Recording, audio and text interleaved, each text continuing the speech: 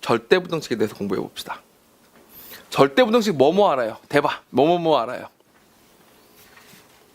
아는 절대부등식.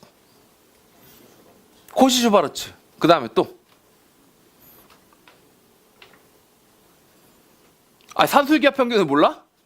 산술기하 평균 부등식도 절대부등식이잖아. 코시-슈바르츠 부등식 또 두 개 더 알아야 돼요. 두 개. 수리논술에선 두 개 더 필요해. 수능 문제 풀 때는 산술기하 평균까지만 아시면 돼요.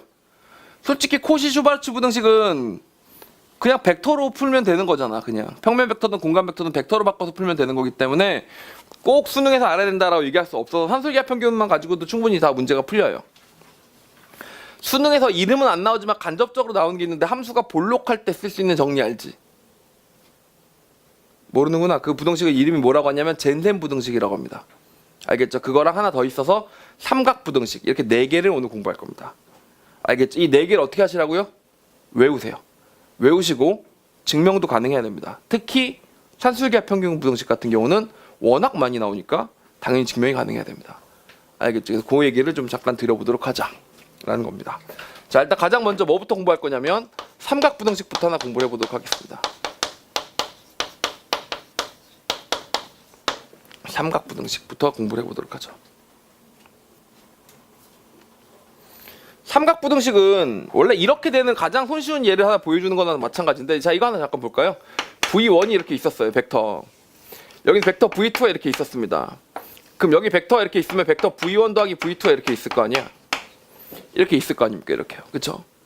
그럼 V1의 절대값하고 V2의 절대값을 둘이 더하면 V1 더하기 V2의 절대값이 어떻게 되겠어? 당연히 더 짧겠죠. 삼각형을 이뤄야 되는 거니까. 알겠죠? 그래서 우리가 사실 절대값이라고 해서 어떤 녀석의 크기를 설명할 때 이런 녀석이 성립하게 됩니다. 항상 절대값 기호가 항상 이걸 만족해 주는데 이게 벡터에서 만족이 되는 거죠. 근데 얘는 삼각부등식이라고까지 얘기는 안 해도 돼요. 그냥 삼각형의 성질에 의하여 성립한다라고 해버리면 되는 거고, 일반적으로 삼각부등식이다라고 얘기하면 이거를 실수 버전에 갖고 온 것들을 많이 얘기합니다. 자, 보세요. A 더하기 A 절대 A 뭐라고 쓴 거야 지금? 이쪽이죠, 이쪽. 이쪽이죠, 이쪽. 죄송합니다. 이렇게 되는 거죠. 그래서 A 더하기 B의 절대값이 어떻게 된다고? 항상 A 더하기 B가 된다. 이걸 삼각부등식의 첫 번째 케이스라고 생각해 주시는 게 낫습니다. 이렇게 되는 겁니다. 실수일 때. 알겠죠? 실수 AB에 대해서. 이걸 뭐라고 부른다고? 삼각부등식이라고 부른다. 라고 생각해 주시면 돼요. 간단히 적어 놓을까요?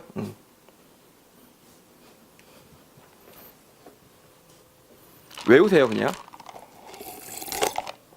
오히려 어떻게 생각하시면 제일 좋냐면, 절대값 안에 있는 합과 차는 이렇게 벌린다, 찢는다 라고 생각해 주시면 좋아요. 절대값 안에 합이 들어가 있는 거예요, 이렇게. 그럼 걔네들은 얼마든지 찢을 수 있다, 이렇게 생각해 주는 거죠. 알겠죠? 찢으면 더 같거나 커진다. 자, 부등식에서 제일 중요한 것 중에 한 가지 놓치면 안 되는 절대 각락이 직접적 영향을 미치는 게 바로 뭐지? 네, 등호 성립 조건인데요. 언제 등호가 성립하죠? A랑 B가 똑같을 때? 두 개 다 양수일 때, 둘이 부호가 같을 때. 둘 다 음수여도 돼요. 아니면 둘 중에 하나 0이어도 돼요. 그러니까 A, B가 결국 0 이상이면 됩니다.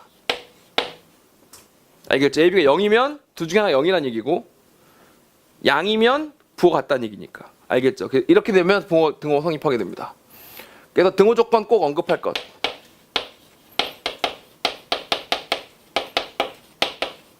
등호 조건 안 써서 틀리면 진짜 대학 떨어진 것 중에 제일 억울하지 않을까 싶은데, 계산 실수에서 틀린 것만큼 억울하지 않을까 싶은데 그런 일 절대 없도록. 알겠죠? 그래서 이렇게 생각해 준 걸 뭐라고 한다고?